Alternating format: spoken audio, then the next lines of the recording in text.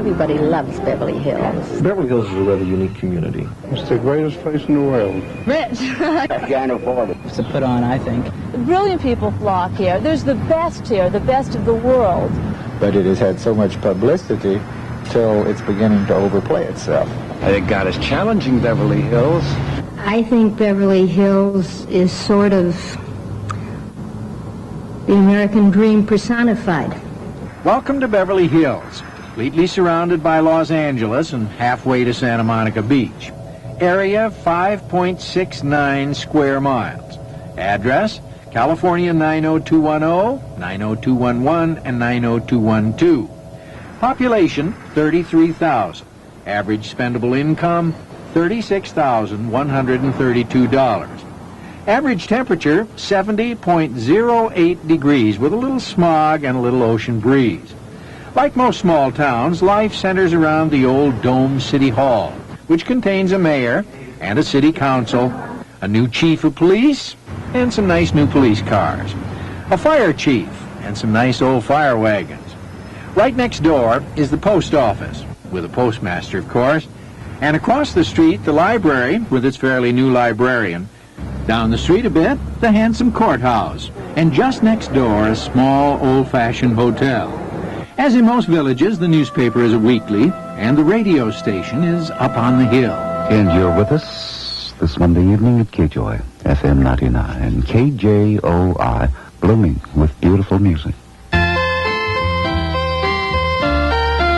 Just an ordinary town, but not quite. Beverly Hills is a woman's town. Of that 33,000 population, there are 2 women for every man. It's a wonderful place to find a wife, a terrible place to find a husband, although obviously some manage. Bother you that there are 2 women for every man? Not at all. It's fun. I love competition. It's almost a matriarchal society. For instance, Donna Allman, the vice mayor, will soon be mayor for the 2nd time. That's a first for any woman in any town. Expressing appreciation to Ellen Stern Harris. And the city council's main check and balance is columnist and consumer advocate Ellen Stern Harris, who doesn't agree with much they do. I think that growth, like anything, there can be an excess. We call it cancer when growth cells go wild, and I think that Beverly Hills might be in danger of that kind of cancerous growth. In that courthouse, Deputy District Attorney Lynn Cameron strikes a different blow for Beverly Hills Lib. In fact, my very first case that I had in Beverly Hills, I was the DA. It was a female judge, a female clerk, female bailiff, and a male prostitute defendant. And that quaint hotel? It's our only 5-star hostelry and the only one to be managed by a woman, Alexis Horrendous. I believe it's the service that we extend to our guests. But not everything is managed by women. The police chief is Lee Tracy, and you can imagine the jokes he suffers about being the house dick. But his department has a unique history and a most unusual relationship with his town. It's a very enviable, mutual type love affair, if I can use that term. There's a lot of respect and admiration that works both ways, the policeman towards the community and the community towards the policeman. It's still the safest city in the country, I think. The crime that is existent everywhere in the city now makes me more fearful about taking walks here. The fire chief, Bill Daly, told me Beverly Hills is so lush and green that arson fire at the Sheik's house was 3/4 of their fire loss for the whole year. But the average age in Beverly Hills is 55. Good place to have a heart attack. The paramedics will be there in 3 minutes. As honorary mayor, Will Rogers did more than inspect the police. In 1930, he wrote a sharp but funny letter to Washington complaining about postal service. The result was the handsome, spacious post office that is still adequate today. But today's customers are also famous and demanding and have that same kind of clout. In Culver City, my customers might write a congressman, and here they pick up the phone and say, "Dear Ellen," or "Dear Henry," or Jimmy, or even Ron. and when that happens, my phone rings 5 minutes later, and they take care of things. We don't get our mail. The post office, which always has a line. I don't think there are words I could use to describe the Postal Service generally, excepting incompetence, Actually, Beverly Hills folks get twice as much mail as you and I. They're great targets for junk mail. They subscribe to everything. Then there are all those dividend checks. There's a lot of interest here, of course, in personal finance, as you would imagine, particularly stocks and bonds and investment opportunities. Do you carry scruples and valuables? Of course, and in multiple copies. Do people read them? Sure, they read everything here. That's one of the things that makes it so interesting. Librarian Michael Cart told me that all those sexy novels set in Beverly Hills are popular, but no one takes them seriously. The question is, how much is fact and how much is fiction? That only happens in books. These people sit down and they conjure up all these stories, you know. It's real and it's phony both at the same time. There's a lot of pretension. Some of it is, too. Beverly Hills lends itself to sensationalism. We've gotten a lot of unfortunate publicity, I think, and, you know, it makes good press. The stereotype is not factual at all. I just think it's the media that makes it look like something else. These women who write the books, they never did anything before in their lives. All of a sudden they come out with a big sex book and they make it. What do they know about Beverly? Now, it's odd he would mention Beverly. See the little sign on the depot? That was the town depot, and the town used to be called Beverly. It was only the part up north of Santa Monica that was called Beverly Hills because it was in the hills. And that was Gene Raymond, I guess, who naturally saw that. In any case, that's our first episode of a little town with only 2 oil wells that just can't quite handle success. It's wonderful. Well, thank you, Connie. Tomorrow some more, huh? Tomorrow we'll find out that not everybody is happy with success. Okay. Tonight in part 2 of Ralph Story's series on the secrets of Beverly Hills, he tells of the city's attempt to be a small town since it has all the characteristics called for in an old nursery rhyme.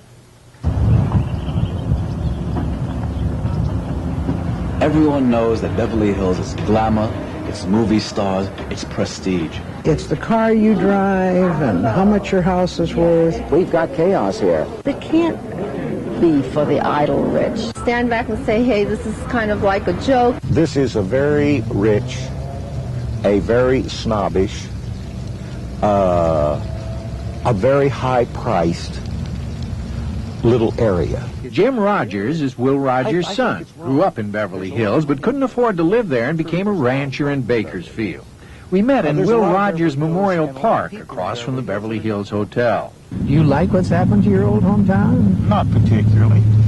I would like to have seen it stay like it always was, but then who can have that? Yeah, nothing does. Well, I'm small town at heart. I don't like it as for myself. It's a small town community. It's a wonderful town. It's a nice little town. Beverly Hills is trying desperately to stay a small town, and in many ways it is. As the old nursery rhyme goes, it has a butcher, a baker, a candlestick maker, a doctor, a lawyer, and even an Indian chief. The townspeople gulp and gossip at the corner coffee shop, or kibitz and nosh at the local deli.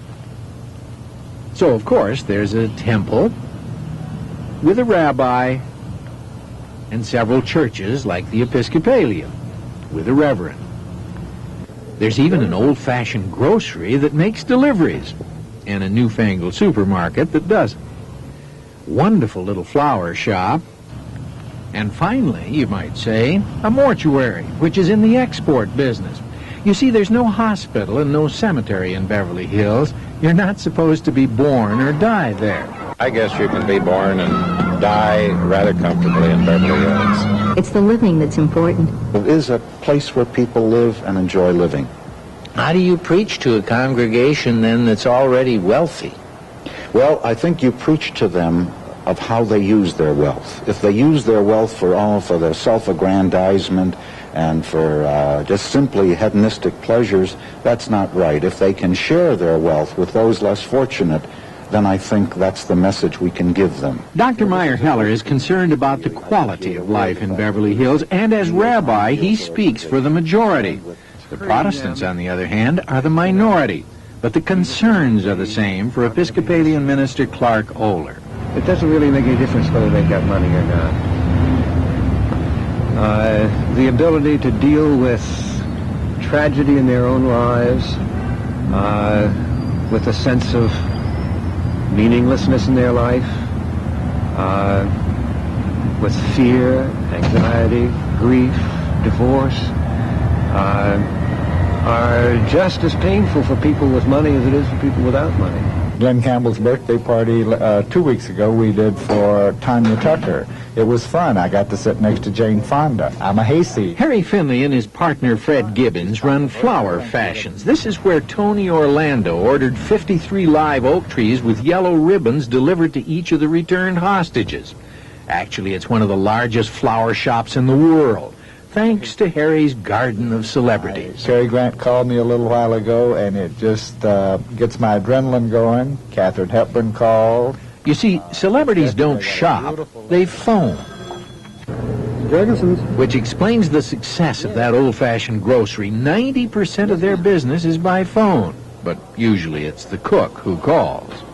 And our butcher, Art Bond, is not just chopping liver. Well, we are selling more caviar now than we used to sell. In fact, he sells more caviar than anybody anywhere. They eat well. And drink well. Perrier, Hawaiian water, pineapple champagne, aloha.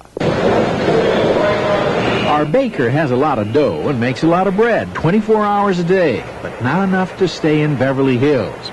The aromatic Wonder Bread factory, hiding behind City Hall, is moving to Chino. The hostess with the mostest can't afford the high cost of living, but no big thing. Of 300 employees, only 6 live in Beverly Hills. But Geary's has been a resident for 50 years, and they're going to stay. In fact, Bruce Myers doesn't agree with the high cost of Beverly Hills. Oh, you absolutely can get a bargain. Right here you can get a bargain. On candlesticks. Baccarat. Bucciolati. This was Couch Canyon. Bedford Drive is Couch Canyon. At one time, the greatest concentration of analysts west of Vienna were in these 3 buildings.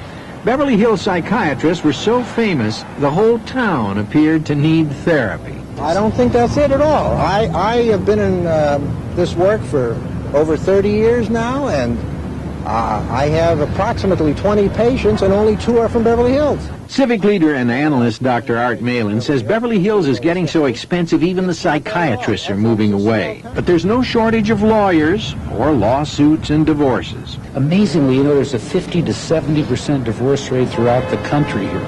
Probably about 75 to 80 in Beverly Hills. So for divorce lawyer Marvin Mitchelson, Beverly Hills is the pot of gold at the end of the rainbow. I used to live over on Boyle Heights, the other side of town.